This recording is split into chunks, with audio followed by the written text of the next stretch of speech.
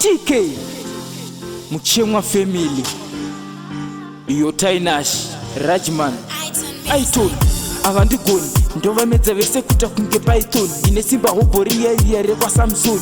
Tk chimupana chakona ndichayenda mberi ndovaudza kuti ndichayenda mberi asi vanondita uyende mberi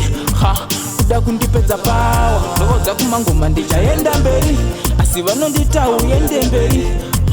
kuda kundipedza pawa ndandimire panzvimbo wanise imba asi kumberi ini ndoenda nekuti mukanyando kanyaira vanonditi andiri nendorira inguva chete yandakamirira amafanzi avo ndichavatorera kuva iri mhosva mwari chipo vachanditorera ndakagona vese vanongondihongera asi ndakatadza avo ngonditarira itarenda bati avangondifarira ndovaudza kuti ndichaenda mberi asi vanondita uyende mberi kuda kundipedza pawa ndovaudza kumangoma ndichaenda mberi asi vanondita uyende mberi kuda kundipedza pawa ndandimire panzvimbo wanise imba asi kumberi ini ndoenda nekuti zvekuimba ndakatanga ichiri mimba mukadzi wangu ndichachengeta nekuimba vana vangu ndichachengeta nekuimba andimboraseta iro chiro vakada kundishandisa semutsvairo vanondisapota makakosha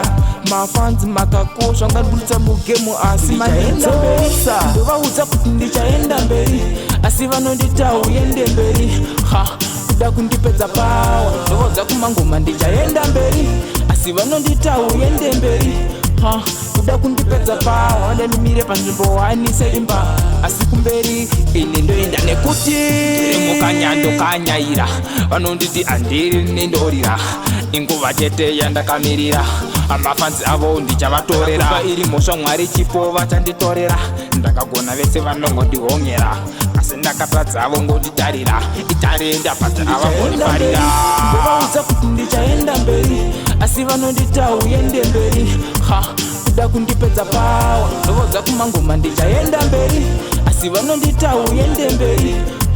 kuda kundipedza pawa ndandimire panzvimbo wanise imba asi kumberi ini ndoenda nekuti